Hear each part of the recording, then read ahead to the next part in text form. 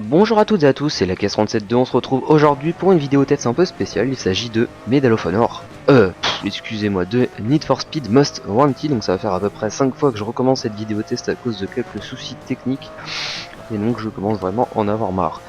Donc, c'est un jeu disponible depuis le 31 octobre 2012 sur Xbox 360, PS3 et PC. Il est développé par EA et édité par Criterion Games qui avait fait déjà Need for Speed The Run et puis si je me rappelle bien Hot Pursuit, si je me rappelle bien. Donc ça veut reprendre en fait les bases du premier Need for Speed Most Wanted qui était disponible depuis 2006 ou 2005 sur PS2. Donc pas mal de choses ont été reprises dessus avec des améliorations et aussi quelques défauts. Donc on va commencer donc par le mode solo parce que j'ai pas joué au mode multijoueur, donc ça va être vraiment une vidéo test consacrée au mode solo de ce jeu. Alors j'ai été un peu déçu, c'est au niveau du temps de jeu finalement de ce jeu. Il vous faut en fait 8 heures pour finir le mode solo du jeu. Donc ça c'est là où c'est un peu dommage je pense. En fait vous devez débloquer 10 voitures Most Wanted qui sont disponibles en fait en faisant 10 courses différentes et ensuite il va leur falloir faire un takedown ou les arrêter. Donc vous faites ces 10 courses et vous arrivez à la fin du jeu. Donc quand je dis la fin du jeu, c'est qu'en fait vous avez la cinématique de fin, donc avec tous les développeurs et tout qui est mise, alors qu'en fait le jeu n'est vraiment pas fini, il vous reste encore au moins 50 ou 100 voitures à débloquer. Donc là j'ai encore un petit souci, donc je sais pas ce qui se passe, voilà. On va reprendre tranquillement. Voilà. Donc voilà, ce que je disais c'est qu'il y avait 10 voitures Most Wanted à débloquer. Donc une fois que vous avez fini, normalement vous avez fini le jeu. Sauf que en fait il faut se dire que vous avez encore au moins 20 heures minimum de jeu, c'est-à-dire qu'il y a encore en tout le jeu doit durer environ une trentaine d'heures, le temps de débloquer toutes les voitures, de les personnaliser à fond. Et c'est là en fait où ça reprend un peu les bases du premier Most Wanted, parce qu'en fait il faut débloquer des accessoires. Donc par exemple vous pouvez débloquer de la nitro, de l'overboost, donc ça c'est encore un autre type de nitro et tout ça on les verra à la fin de la vidéo. Toute l'histoire du mode solo va se passer en fait dans la ville de Fairhaven. Donc comme vous voyez juste là, donc qui est vraiment bien modélisé, hein. Ça il n'y a vraiment pas de souci là-dessus. Au niveau des décors c'est vraiment pas mal foutu hein, pour ce jeu. Après là où ça baisse un peu c'est au niveau de la destruction de décors, hein. Vous pouvez rentrer par exemple à 300 km/h dans les glissières de sécurité ou dans les murs comme vous voyez à présent sur la vidéo. Et en fait, regardez bien, boum, on va rentrer dans le mur, en fait ça nous fait glisser alors que normalement on pourrait peut-être défoncer en fait le mur. C'est là où c'est un peu dommage. Donc ensuite, pour chaque voiture vous avez 5 courses différentes classées en plusieurs niveaux. Il y a une course difficile qui va vous permettre de débloquer la nitro, donc ça c'est vraiment pas mal. Donc à chaque fois que vous avez fait la course facile, vous avez la nitro. Ensuite vous avez donc 4 autres courses qui sont donc des courses faciles, des courses difficiles et moyennes. Donc les niveaux sont vraiment bien répartis parce que les courses difficiles sont vraiment très difficiles, même si au bout d'un certain temps vous allez être adapté à ce type de course et elles seront assez faciles à réaliser. En tout dans ce jeu, il y a, d'après ce que j'ai vu compter, il y a environ vraiment 10 courses différentes, 10 courses. C'est vraiment peu pour un jeu comme celui-ci. Donc 5 courses pour les voitures de sport, donc comme il y a à l'écran, donc une Lamborghini, les Maserati, les Porsche, etc. Et donc 5 courses pour les 4x4 où vous allez avoir quelques différences, donc plus de tout terrain. Parce que le but d'un 4x4 c'est quand même d'être utilisé en tout terrain. Donc c'est là où c'est un peu dommage, je pense qu'ils auraient pu essayer de nous diversifier un peu le contenu et éviter de nous proposer que 10 courses. Ça c'est un peu dommage, ça aurait pu augmenter encore une fois la durée de vie du jeu. À la place de faire vraiment que 30 heures, on aurait peut-être pu avoir une quarantaine d'heures, 50 ou 60 heures de jeu. Et là on n'aurait vraiment pas été déçu de la qualité. Donc vous avez pu aussi apercevoir le menu Easy Drive qui est en haut, qui est accessible par la croix directionnelle sur la manette Xbox 360. Donc faut savoir que j'enregistre cette vidéo avec mon PC. Mais j'utilise pour jouer une manette Xbox 360. Donc vous avez la croix directionnelle en bas de votre manette, vous appuyez sur la flèche droite et vous pouvez accéder même en conduisant à ce menu Easy Drive. Donc à l'intérieur du menu vous avez donc la possibilité d'accéder directement aux courses disponibles pour votre voiture, de personnaliser votre voiture Et là on va passer un peu plus de temps, donc vous pouvez changer les pneus. Donc il y a chaque fois, pour chaque voiture, vous avez 4 types de pneus. Il y a les pneus d'origine, donc ça c'est à peu près normal hein, pour votre voiture qui a déjà des pneus. Mais il y a aussi des pneus slicks, des pneus mix et les pneus autogonflants. Donc les pneus autogonflants qui sont vraiment très utilisés quand vous avez en fait des herses que les flics déposent devant vous. Donc vos pneus crèvent et grâce à ce pneu autogonflant, directement vous allez pouvoir repartir sans éviter de rouler sur les jantes. Donc ça c'est vraiment pas mal et je pense que c'est une bonne idée de l'avoir mis. Ensuite au niveau de la nitro, vous avez deux types de nitro. Il y a les nitro boost qui en fait permet d'être utilisé pendant 300 secondes. Donc vous appuyez plusieurs fois sur la touche A à n'importe quel moment, même si vous n'avez pas rempli votre jauge complètement, et ça va vous balancer de la nitro. Vous avez la nitro overboost, et là pour la nitro overboost il faut absolument que le réservoir de nitro soit rempli vraiment au max. Vous appuyez donc une fois sur la touche A de votre manette et vous allez utiliser à fond, donc vous allez monter directement de vitesse grâce à cette overboost. Donc ça c'est pas mal non plus. Vous allez pouvoir changer donc le châssis, mettre un châssis renforcé ou allégé, changer la carrosserie, mettre une carrosserie aéro ou plus une carrosserie anti-choc. Vous avez la possibilité aussi de mettre une autre boîte de transmission, donc il y a la boîte longue et la boîte courte, et donc à chaque fois vous avez un petit graphique pour voir ce que ça peut changer donc sur au niveau de l'accélération etc de votre voiture. Donc ça c'est vraiment disponible pour tous les véhicules du jeu, et donc ça c'est vraiment pas mal. Vous pouvez quand même personnaliser pas mal de fois votre voiture. Alors par rapport au premier Most Wanted, et c'est là où ça pose un peu problème, c'est que le premier Most Wanted vous pouviez en fait aller au garage et passer plusieurs heures à modifier votre voiture, changer la couleur de votre voiture comme vous le souhaitiez, lui mettre des dessins dessus la carrosserie, lui changer la transmission, le moteur, etc.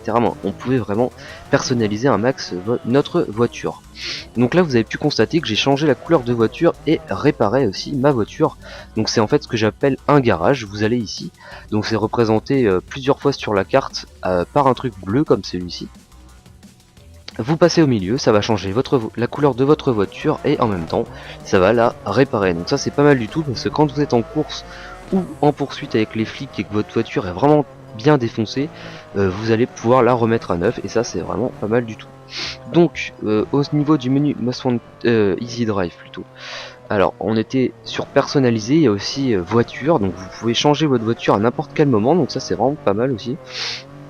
Vous êtes à 100 km/h, vous dites mince j'en ai marre de ma Lamborghini, j'ai envie de passer sur une Porsche. Et bah je vais chercher ma Porsche dans ce menu Easy Drive. Hop, je vais chercher Porsche par exemple. Et je vais choisir par exemple la Porsche Carrera S. Je fais S, je fais la flèche droite, je vais sur Burnett Palace Downtown.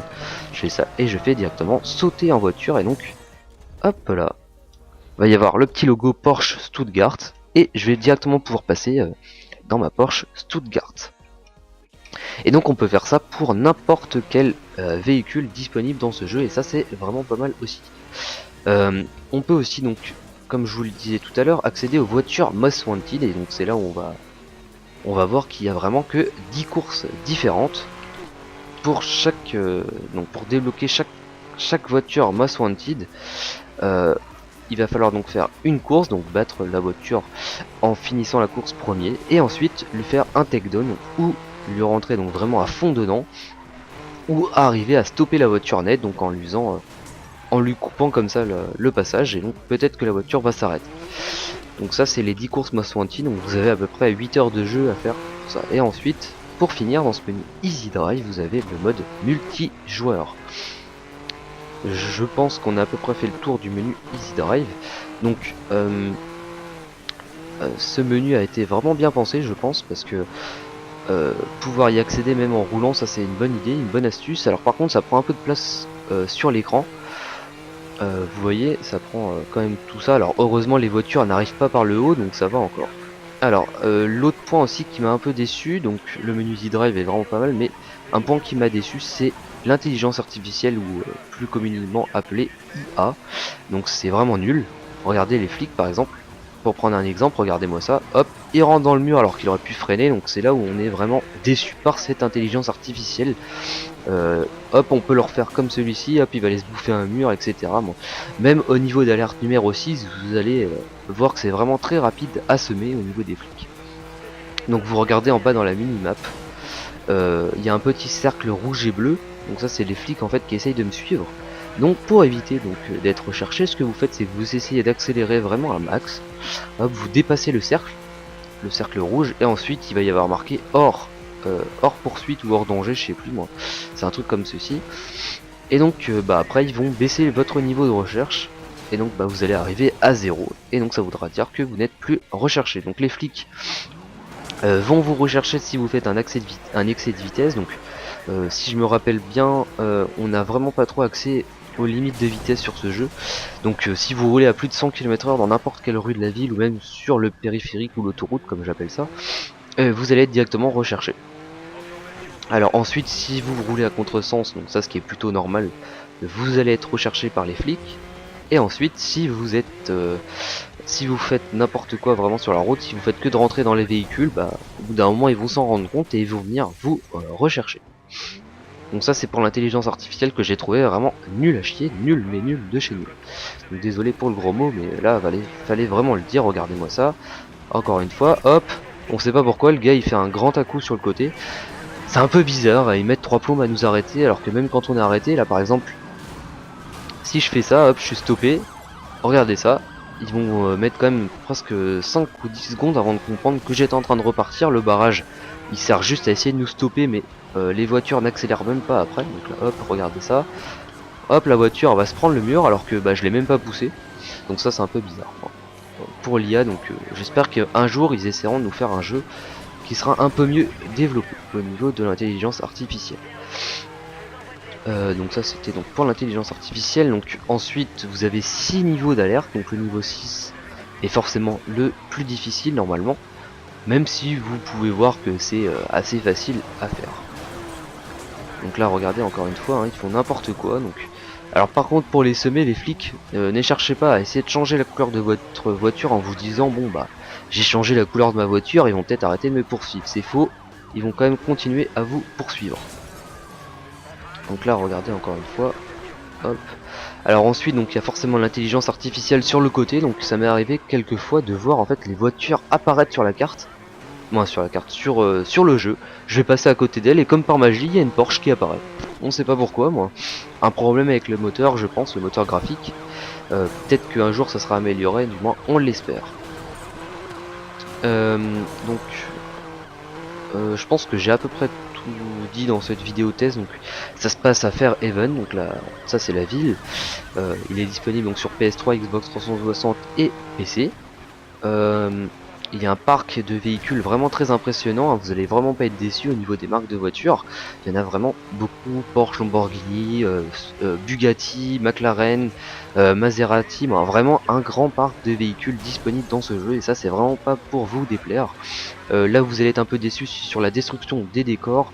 Donc comme je vous les ai dit, quelques parties sont destructibles, mais ce qui peut nous intéresser, donc par exemple les glissières de sécurité, elles ne bougeront pas en fait, et ça c'est un peu dommage. L'intelligence artificielle aussi qui est décevante, qui est nulle, qui sert à rien presque, on peut se dire ça comme ça.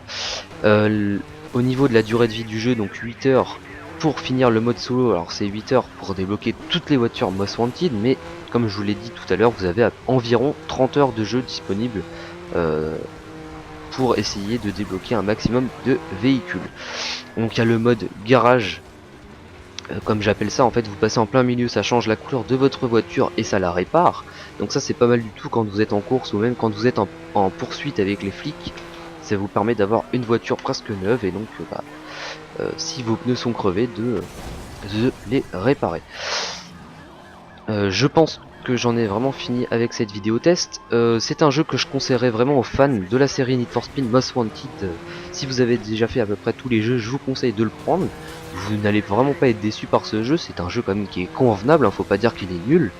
Il y a quelques points qui sont un peu décevants, mais autrement le reste est vraiment super. Les décors, comme je vous l'ai dit tout à l'heure, sont vraiment magnifiques, ça c'est, il n'y a pas de souci là-dessus. Il y a vraiment quelques points à prendre par-ci par-là qui sont des défauts, mais qui pourraient être améliorés dans des versions futures ou dans des mises à jour. C'est un jeu donc qui vaut 60 € sur les consoles, donc PS3 et Xbox 360. Pour PC, il vaut 40 ou 50 € si je me rappelle bien, donc vous pouvez le trouver en occasion, je pense, à 30 €. Donc c'est un jeu quand même qu'il faut faire si vous aimez les jeux de voiture. C'est un jeu qui est vraiment à conseiller. Donc, après j'ai pas fait le test de Forza Horizon, donc qui est disponible aussi en même temps que ce Need for Speed. Peut-être que sur les points que je vous ai cités, donc l'intelligence artificielle est meilleure, peut-être, je sais pas, je n'ai pas encore testé pour vous comparer à ce jeu. Voilà, merci d'avoir regardé cette vidéo, j'espère que ça vous a plu en tout cas, j'ai essayé de faire bref et surtout de vous apporter un maximum d'informations sur ce jeu qui pour moi est un très bon jeu de cette année 2012. Ça évite les FPS comme Call of Duty, Battlefield, Medal of Honor et tout, ça peut vous changer aussi. Et en plus, ça utilise quand même un très gros moteur graphique. Ce que j'avais oublié de vous parler, donc c'est qu'il y a deux modes de vue disponibles. Il y a ce mode de vue là et ce mode de vue là. Donc on aurait aimé aussi le mode cockpit où on voit le volant. Donc ça aurait pu être pas mal, mais bon, ils l'ont pas mis dans ce jeu. Voilà, merci d'avoir regardé cette vidéo. On se retrouve prochainement pour de nouvelles vidéos. N'oubliez pas de me suivre sur Twitter @lacas37, mon compte YouTube. C'est lacas37230, mon compte Dailymotion c'est lacas37. Laissez des commentaires en dessous de cette vidéo, je n'hésiterai pas à y répondre, ne vous inquiétez pas, laissez un j'aime, ça me fait toujours plaisir et ça me permet de voir si vous avez apprécié ce type de vidéo. Merci d'avoir regardé cette vidéo, à la prochaine tout le monde, ciao.